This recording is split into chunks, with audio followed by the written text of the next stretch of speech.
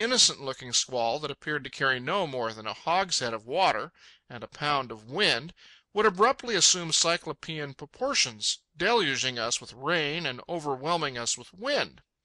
Then there were treacherous squalls that went boldly astern and sneaked back upon us from a mile to leeward. Again, two squalls would tear along, one on each side of us, and we would get a fillip from each of them. Now a gale certainly grows tiresome after a few hours, but squalls never. The thousandth squall, in one's experience, is as interesting as the first one, and perhaps a bit more so. It is the tyro who has no apprehension of them. The man of 1,000 squalls respects a squall. He knows what they are. It was in the doldrums that our most exciting event occurred. On November 20 we discovered that through an accident we had lost over one-half of the supply of fresh water that remained to us. Since we were at that time 43 days out from Hilo, our supply of fresh water was not large. To lose over half of it was a catastrophe. On close allowance, the remnant of water we possessed would last 20 days. But we were in the doldrums. There was no telling where the southeast trades were, nor where we would pick them up. The handcuffs were promptly put upon the pump, and once a day the water was portioned out. Each of us received a quart for personal use, and 8 quarts were given to the cook. Enters now the psychology of the situation. No sooner had the discovery of the water shortage been made than I, for one, was afflicted with a burning thirst. It seemed to me that I had never been so thirsty in my life. My little quart of water I could easily have drunk in one draught, and to refrain from doing so required a severe exertion of will. Nor was I alone in this. All of us talked water, thought water, and dreamed water when we slept. We examined the charts for possible islands to which to run in extremity, but there were no such islands. The Marquesas were the nearest, and they were the other side of the line, and of the doldrums, too, which made it even worse. We were in 3 degrees north latitude, while the Marquesas were 9 degrees south latitude, a difference of over 1,000 miles. Furthermore, the Marquesas lay some 14 degrees to the west of our longitude, a pretty pickle for a handful of creatures sweltering on the ocean in the heat of tropic calms. We rigged lines on either side between the main and mizzen riggings. To these we laced the big deck awning, hoisting it up aft with a sailing pennant, so that any rain it might collect would run forward where it could be caught. Here and there squalls passed across the circle of the sea. All day we watched them, now to port or starboard, and again ahead or astern, but never one came near enough to wet us. In the afternoon a big one bore down upon us. It spread out across the ocean as it approached, and we could see it emptying countless thousands of gallons into the salt sea. Extra attention was paid to the awning, and then we waited. Warren, Martin, and Herman made a vivid picture. Grouped together, holding on to the rigging, swaying to the roll, they were gazing intently at the squall. Strain, anxiety, and yearnings were in every posture of their bodies. Beside them was the dry and empty awning. But they seemed to grow limp and to droop as the squall broke in half, one part passing on ahead, the other drawing astern and going to leeward. But that night came rain.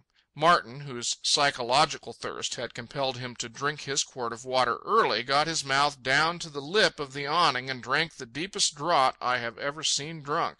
The precious water came down in bucketfuls and tubfuls, and in 2 hours we caught and stored away in the tanks 120 gallons. Strange to say, in all the rest of our voyage to the Marquesas, not another drop of rain fell on board. If that squall had missed us, the handcuffs would have remained on the pump, and we would have busied ourselves with utilizing our surplus gasoline for distillation purposes. Then there was the fishing. One did not have to go in search of it, for it was there at the rail. A 3-inch steel hook on the end of a stout line, with a piece of white rag for bait, was all that was necessary to catch bonitas, weighing from 10 to 25 pounds. Bonitas feed on flying fish, wherefore they are unaccustomed to nibbling at the hook. They strike as gamely as the gamest fish in the sea, and their first run is something that no man who has ever caught them will forget. Also, bonitas are the veriest cannibals. The instant one is hooked, he is attacked by his fellows. Often and often we haul them on board with fresh, clean-bitten holes in them the size of teacups. One school of bonitas, numbering many thousands, stayed with us day and night for more than 3 weeks. Aided by the Snark, it was great hunting, for they cut a swath of destruction through the ocean 1/2 mile wide and 1,500 miles in length. They ranged along abreast of the Snark on either side, pouncing upon the flying fish, her forefoot scared up. Since they were continually pursuing astern the flying fish that survived for several flights, they were always overtaking the Snark, and at any time one could glance astern and on the front of a breaking wave see scores of their silvery forms coasting down just under the surface. When they had eaten their fill, it was their delight to get in the shadow of the boat or of her sails, and 100 or so were always to be seen, lazily sliding along and keeping cool.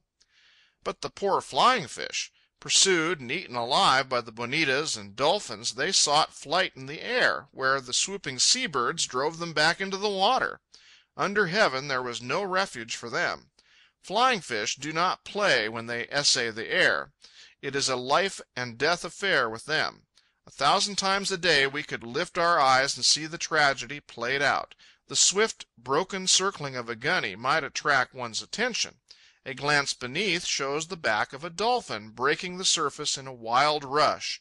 Just in front of its nose a shimmering, palpitant streak of silver shoots from the water into the air, a delicate organic mechanism of flight endowed with sensation, power of direction, and love of life. The gunny swoops for it and misses, and the flying fish, gaining its altitude by rising, kite-like, against the wind, turns in a half circle and skims off to leeward, gliding on the bosom of the wind. Beneath it the wake of the dolphin shows in churning foam. So he follows, gazing upward with large eyes at the flashing breakfast that navigates an element other than his own. He cannot rise to so lofty occasion, but he is a thoroughgoing empiricist, and he knows, sooner or later, if not gobbled up by the gunny, the flying fish must return to the water. And then breakfast. We used to pity the poor winged fish. It was sad to see such sordid and bloody slaughter. And then in the night watches, when a forlorn little flying fish struck the mainsail and fell gasping and splattering on the deck, we would rush for it just as eagerly, just as greedily, just as voraciously as the dolphins and bonitas. For know that flying fish are the most toothsome for breakfast. It is always a wonder to me that such dainty meat does not build dainty tissue in the bodies of the devourers. Perhaps the dolphins and bonitas are coarser fibred because of the high speed at which they drive their bodies in order to catch their prey. But then again, the flying fish drive their bodies at high speed too. Sharks we caught occasionally on large hooks with chain swivel bent on a length of small rope, and sharks meant pilot fish and remoras and various sorts of parasitic creatures. Regular man-eaters some of the sharks proved, tiger-eyed and with 12 rows of teeth, razor-sharp. By the way, we of the Snark are agreed that we have eaten many fish that will not compare with baked shark smothered in tomato dressing. In the calms we occasionally caught a fish called hake by the Japanese cook, and once on a spoon hook trolling 100 yards astern we caught a snake-like fish, over 3 feet in length and not more than 3 inches in diameter, with 4 fangs in his jaw. He proved the most delicious fish, delicious in meat and flavor, that we have ever eaten on board. The most welcome addition to our larder was a green sea turtle weighing a full 100 pounds and appearing on the table most appetizingly in steaks, soups, and stews, and finally in a wonderful curry that tempted all hands into eating more rice than was good for them. The turtle was sighted to windward, calmly sleeping on the surface in the midst of a huge school of curious dolphins. It was a deep-sea turtle of a surety, for the nearest land was 1,000 miles away. We put the Snark about and went back for him, Hermann driving the grains into his head and neck. When hauled aboard, numerous remora were clinging to his shell, and out of the hollows at the roots of his flippers crawled several large crabs. It did not take the crew of the Snark longer than the next meal to reach the unanimous conclusion that it would willingly put the Snark about any time for a turtle. But it is the dolphin that is the king of deep-sea fishes.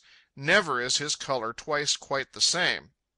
Swimming in the sea, an ethereal creature of palest azure, he displays in that one guise a miracle of colour; but it is nothing compared with the displays of which he is capable.